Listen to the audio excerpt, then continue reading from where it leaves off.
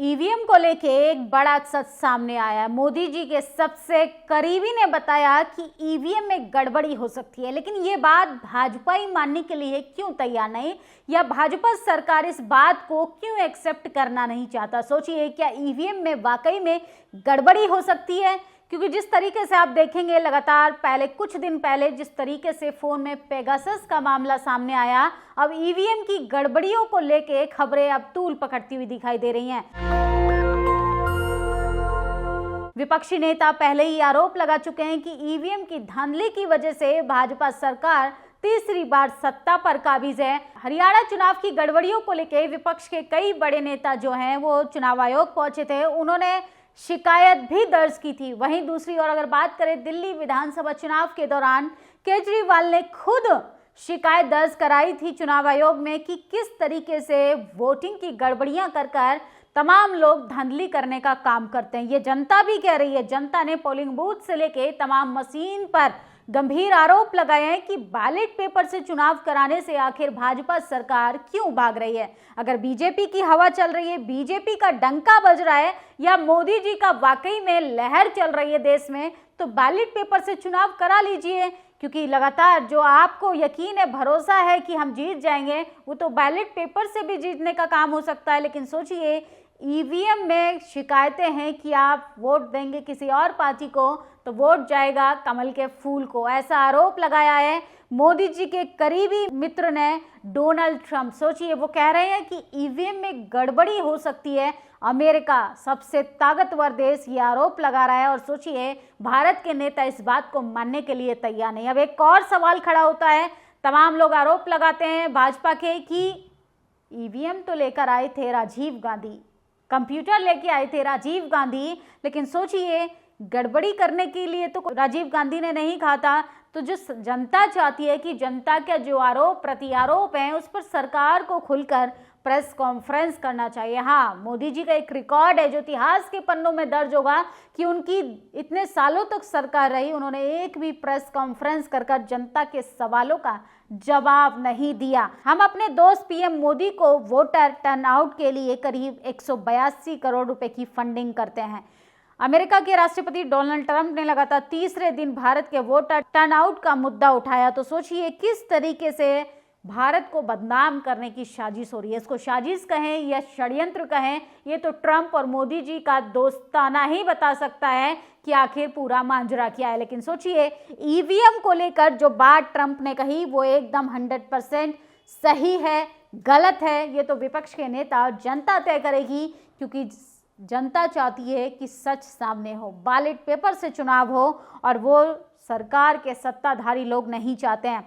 America में 2 लाख से ज्यादा अवैध चीनी नागरिक है जो बिना अवैध दस्तावेज अमेरिका में रह रहे हैं। लेकिन क्या आपने कभी किसी अमेरिका सैनिक जहाज को चीन में उतरते हुए देखा, जिससे चीनी नागरिक जंजीरों में जकड़े हुए बाहर आ रहे हैं? गाल बजाने से कोई विश्व गुरु नहीं बनता। दुनिया का विश्व गुरु अमेरिका है, जूनियर विश्व गुरु चीन है, बाकी सिर्फ गाल बजा रहे हैं। भारत के नागरिकों को किस तरीके से क्रिमिनल की तरह घसीट कर भेजा गया। हाथ में हथकड़ियां थी, पैरों में जंजीरें थीं, और सोचिए भूखे प्यासे भारत के नागरिकों को कॉलर पकड़कर घसीट कर यहाँ पर छोड़ने का काम किया अमेरिका ने। वहीं अगर दूसरी ओर बात करें तो तमाम देशों के लोगों ने अपने ही देश के नागरिकों को सम्मानजनक तरीके से अपना जहाज भिजवाकर अपने नागरिकों को सम्मानपूर्वक तरीके से मंगवाने का काम किया। लेकिन भारत सरकार है, सोचिए गाल बजाने से थोड़ी कुछ होता है, ऐसा लोग लिख रहे हैं। टेस्ला के भारत में प्रवेश करने के बाद मारुति सुजुकी की महत्वाकांक्षी ईवी लक्ष्य को रोका, अधिक एसयूवी हाइब्रिड लॉन्च करने का लक्ष्य। तो सोचिए किस तरीके से जो है एलन मस्क जो भारत में एंट्री करना चाहते हैं, असल में ये लड़ाई ईवीएम की नहीं, ये लड़ाई बिजनेसमैन की है, ये लड़ाई मार्केटिंग स्ट्रक्चर को लेकर है, ये लड़ाई प्रोडक्ट को लेकर है जो लगातार बिजनेसमैन लोगों के बीच में छिड़ी हुई है। इलेक्ट्रिक व्हीकल पर इंपॉर्टेंट ड्यूटी 100% से घटाकर 15% करने की जो खबर आ रही है वह सच है। तो इसका मतलब है कि देसी कार बाजार में विदेशी कारें भर जाएंगी और भारतीय निर्माताओं की बर्बादी तय है। ट्रंप ने झुकने की बात कही और ऐसा लग रहा है कि सरकार जमीन पर लौटने को तैयार हो गई। तो सोचिए, ट्रंप और मोदी जी की जो दोस्ती थी अब वो बिजनेस में तब्दील हो गई है, और ट्रंप चाहते हैं कि भारत के कारोबार पर कब्जा किया जाए, भारत सरकार उसका दिल खोलकर स्वागत कर रही है। इससे भारत के तमाम कारोबारियों के पेट पे लात पड़ने का काम होगा। और दूसरी खबर है, बुलंदशहर में योगी जी के सहजातीय लोगों ने दलितों को घोड़ी चढ़ने से रोका। दलित परिवार के अनुसार 200 ठाकुर ने बारात पर हमला किया, कई लोग घायल हो गए। पीडीए समाज के लोग एक हो जाओ, अभी भी समय है। तो घोड़ी इनकी रिश्ते में पता नहीं क्या लगती है, दलितों को घोड़ी से उतरने के लिए लगातार उत्साहित रहते हैं। बुलडोजर की बारात, यूपी के झांसी जिले में अनोखी विदाई का वीडियो सामने आया। तेज आवाज में डीजे पर बजती म्यूजिक, पीछे पीछे कार में दूल्हा दुल्हन, उसके पीछे बुलडोजर की लंबी लाइनें। ये नज़ारा जिसने देखा वह हैरान रह गया। झांसी के रक्सा थाना क्षेत्र में आज़ाद नगर की शादी समारोह था। मुन्नी लाल यादव के यहाँ छोटे बेटे राहुल यादव की शादी थी। करिश्मा से 20 फरवरी को। सोचिए बुलडोजर का कल्चर कितना बढ़ गया है कि शादियों में भी अब बुलडोजर जा रहा है। किस तरीके से लोग जो हैं वो हुड़दंगबाजी का शिकार हो जाते हैं और कैसे बुलडोजर अब शादियों में पहुंचने लगा है। चुनाव ईवीएम से नहीं बैलेट पेपर से होना चाहिए। ट्रंप मोदी का जो है वो मोदी सरकार पर बड़ा अटैक है। और ये 3 आरोपियों का चेहरा देखिए, प्रज्वल, चंद्रकांत और पी पाटिल। ऐसे लोगों को क्या सजा मिलनी चाहिए? जैसे बलात्कारियों को माला पहनाने पर गैंग एंड फ्रीज एलिमेंट के लिए सख्त सजा की मांग करेगा। इनके लिए भी तिलक की थाली माला लेकर जाएगा।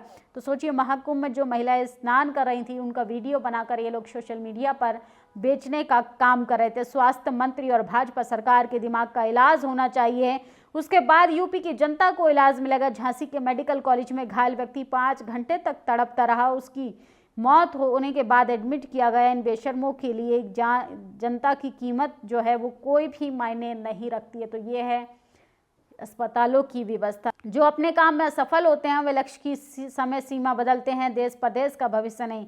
2021 में भाजपाइयों ने कहा था कि 24 तक उत्तर प्रदेश की अर्थव्यवस्था $1 ट्रिलियन हो जाएगी।